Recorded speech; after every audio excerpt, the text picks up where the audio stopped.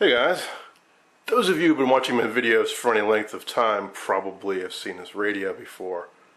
I picked this up 5 or 6 years ago on the north side of Chicago. It's an RCA 222 from around 1932 or 33. Well, I really like the styling of it. One of my favorite radios in my collection, and it's in pretty good condition except for a few issues. One, the speaker's missing. And the speaker grill cloth is torn, but I found some reproduction stuff, so that can be replaced. And speakers, you know, they're not too hard to find if you look around. But the biggest problem of all is it's got no legs. They were cut off sometime back in the day. By the mid-30s, radios with legs were being phased out in favor of console radios that just went all the way to the floor. So, and even the legs that were on here weren't all that tall. Well, I think about 9 or 10 inches from some reference photos I've seen. But even so, I guess they decided they had to go, or maybe they were damaged. I mean, I really don't know what the history of this radio is, but my point is, I wanted to get some legs back on this radio. So, over the years, I found some reference photos, and I thought about having some replicas made. I also set up a search on eBay to alert me if an RCA 222 should show up on the market, and I have seen one or two. They're not that common. The ones I saw were all pretty far away, and really more money than I wanted to spend, considering it's got a nice chassis, and I got all the knobs and all that. I really just wanted a cabinet.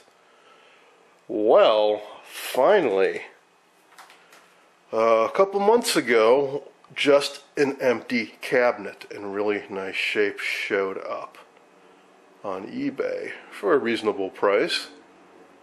The only problem was it was in Georgia or South Carolina. I forget exactly where. So I had some really nice reference photos. I saved those and jokingly asked around or mentioned it to some friends that, hey, anybody going out near Atlanta, Georgia anytime soon? And much to my surprise, yeah, my buddy Matt, turns out he has a sister there. So, long story short, she picked it up. Actually, it wasn't on eBay. I think it was on Craigslist. Or maybe it was on both. Regardless. She picked it up. We researched best ways to ship it and ended up going with Greyhound. And it just arrived this morning. So, I have not opened up this box yet, but I do know from the photos, at least, that it looked pretty good before it was shipped. So, enough talking, I'll get this box cut open and let's see what's inside. Well, right away I can tell you one thing. It's upside down, and it does indeed have 4 legs.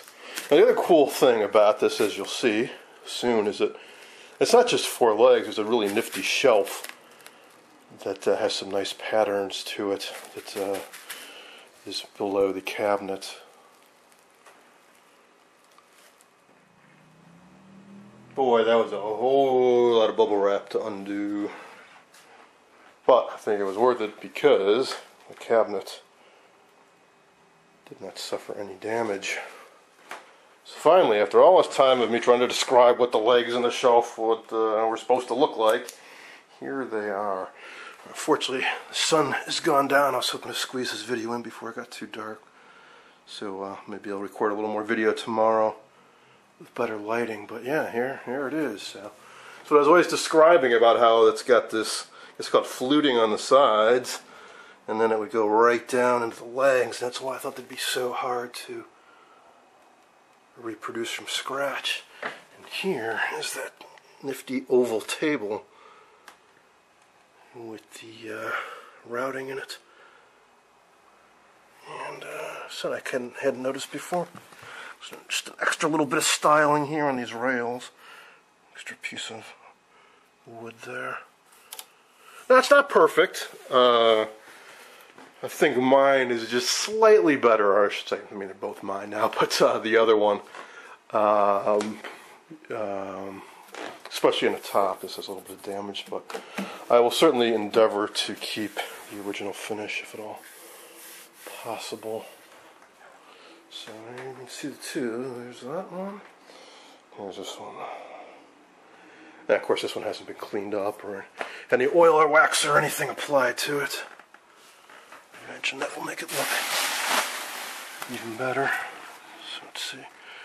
Yeah, a little veneer chip here and there, not the end of the world. Looks like it's maybe seen some weathering on this side a little bit. But it's all minor stuff. And from the photos I'd seen, I thought that this wasn't the right grill cloth, but no, this is. This is the original.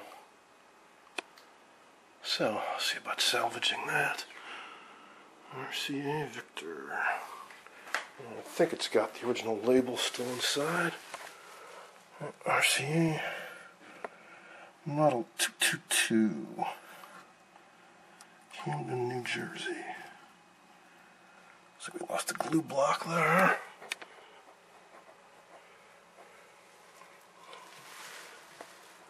No evidence of rodent activity or anything. And of course this one's missing the speaker too. Alright, so yes, one of these days this project will definitely commence. Now there's another fun little wrinkle to this tale.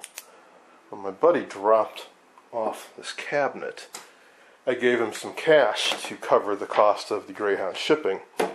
And he is going to go take that cash, or at least some of it, and buy himself a Zenith porthole TV that just happened to pop up at a garage sale. From the photos I've seen, it looks like it's in excellent condition, better than mine. And I think it has the same chassis as mine, 16-inch with the dual chassis, lower power supply, and then the TV on top. So, assuming he does get it, and it's restorable, on one of these days I will restore them both at the same time, both his and mine.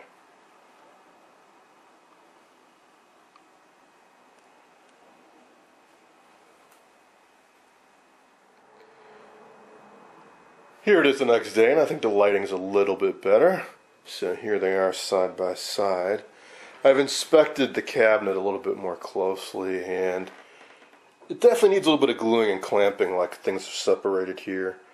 Not a big deal. I'll just clean this out, shoot some glue in there, and clamp the whole thing back down. And some areas the veneer separating a little bit. So I'll just go around the whole thing and inject glue here and there, and clamp things down, but that's not a big deal. Bigger deal is the finish that's lost here and there. This one area is especially bad here. It's tempting to refinish it, and I could always use this as a template of what it should look like. I think if I stripped the whole thing down and just went over it lightly with like a medium walnut toner, probably be okay. But some areas are a little bit trickier. You can see here that it's light here.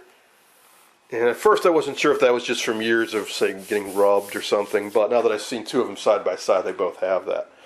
I suppose if one sprayed toner on there, you could take like some steel wool and just rub this down and make it lighter.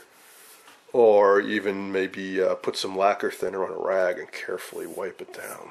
I've never really tried doing anything like that, but it seems like it could be possible. I think this might have been the same thing all around this grooved area because it's lighter than the rest. But I'll leave that for way into the future. No need to rush on that. I'm just glad I got the cabinet.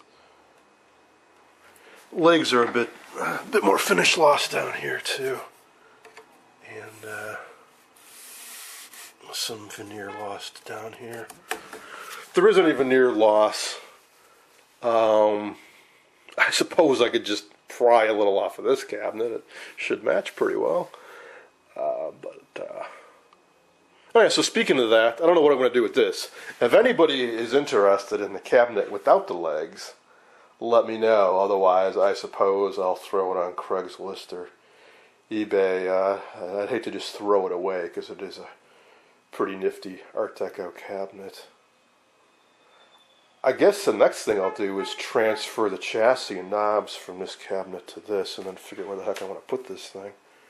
But the one without the legs I just put on top of another radio cabinet, but now that I got one with legs, I don't think I can really do that. So I need to find somewhere to stash it. Here's a look at the chassis before I put it into the new cabinet. Started cleaning this a while ago, never got around to finishing it, but I think you can see that once I'm done it should look real nice. Basically everything is plated, even the transformer, cadmium plated. So the whole thing should be nice and shiny when I'm done. Another cool thing about this is that it's all the original tubes. Every tube is an RCA Cunningham branded tube. I got the tube shields off right now. I'll pop those back on before I stick it in the cabinet. So the only thing left to make this all original is the speaker. I do have some photos of what it would have looked like originally.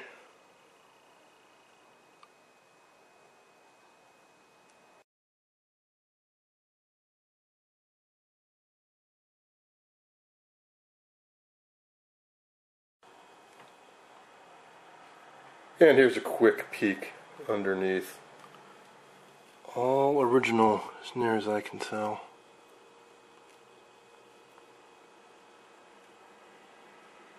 So one of these days I'll get around to restoring it. Oh, these are probably replaced. I shouldn't say it's all original.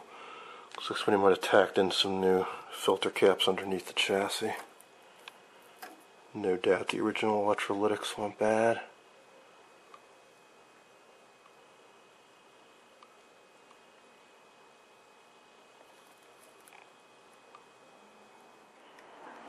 And finally, here it is with the chassis installed. So one of these days, hopefully in the not too distant future, I will get around to actually restoring this thing, which I think is going to be quite an undertaking, both electrically and the cabinet. Well, I hope you enjoyed this update on my RCA 222